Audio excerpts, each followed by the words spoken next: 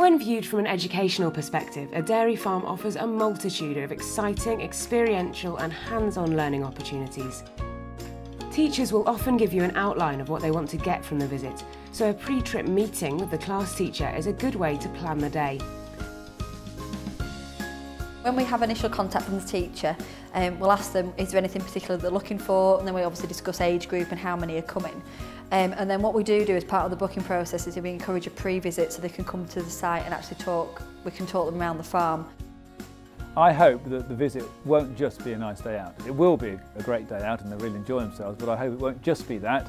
And so I do try and get teachers to think how they can link it in with the curriculum, whether it be literacy, writing a thank you letter, or whether it be science and thinking about food chains or types of food or whatever it might be. Usually we start with the basics, and they love the basics, which is usually wee and poo.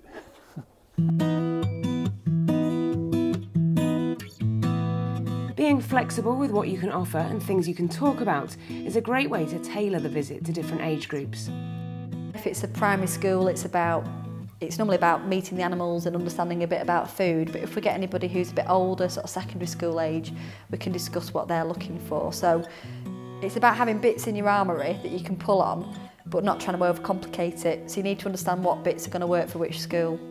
I've noticed from doing these trips, it provides the teachers with a huge amount of resources that they can then use later on in the year. So they'll keep coming back to, do you remember our farm visit? And if they were doing science, maybe they'll then talk about the fertiliser and the rain and the soil type and the grass growth.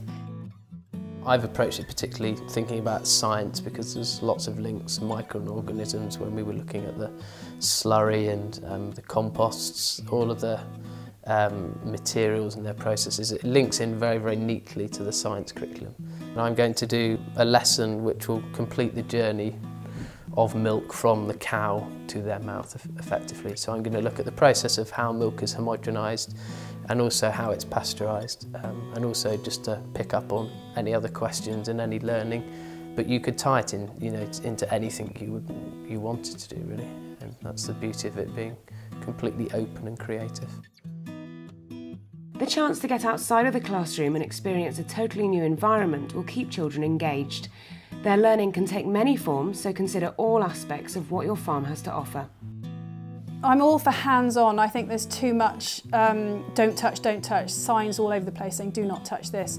So I was insistent that the children did touch the clusters and they put their fingers in to feel the clusters. I made them feel the milk powder that we use because that's a different sensation. They could pick up the calf pellets that we feed the calves. Again, that was a different sensation. Children will remember it if they've been able to get their hands mucky. If they just have their hands in their pocket and they're looking over a gate, they get bored very quickly and they just won't take that sensation away with them. In order to sort of get rid of a bit of energy, and because it was a lovely day, we did a scavenger hunt, and I had to get them quiet to start with. Well, once we'd done that, then I explained what they had to look for, and it was different organic items, and we had a little chat about that. So once we'd done that, then I said 1, 2, 3, and they just ran off and they had 5 minutes to find as much as they wanted and then run back. It was a bit of a freedom activity, that, but it just gives them a bit of something, of experience of just running around in a field, and a lot of them don't get that freedom.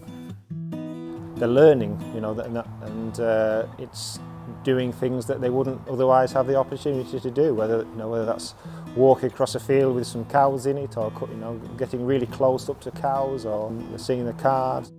It's just doing things that they wouldn't, they perhaps see from a distance, but they wouldn't normally do. And I think, yeah, you can just tell when you're taking them round that they are enjoying it.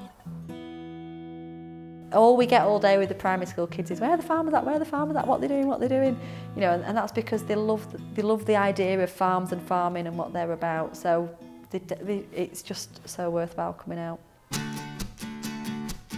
Farm visits are a vital way of educating the next generation. By engaging them early and exposing them to farm life, the industry benefits from a deeper consumer awareness of where dairy products come from and how they are farmed.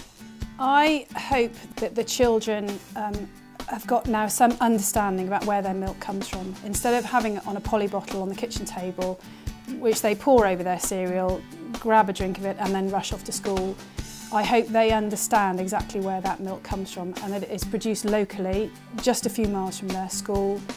They can now, when they look over the hedge and they see the cows in the field, they'll be able to link that back with the poly bottle that they've got on their kitchen table. I always enjoy it. I always enjoy it. The children are always engaging, but in every case we are trying to bring some reality into what they have learnt in the classroom, what they've seen in a PowerPoint or a book or whatever it might be. I know when we've had a successful visit, everybody's smiling. The teachers are smiling, I'm smiling, the kids are whittling away smiling. Everybody goes back on the bus with a big grin on their face. A dairy farm has a wealth of resources that will interest and excite visitors. Talking with the teacher before a visit will help make sure that the activities meet the school's needs. But however the day's planned, it's important to remember that your knowledge and expertise as a farmer is the most valuable part of the trip.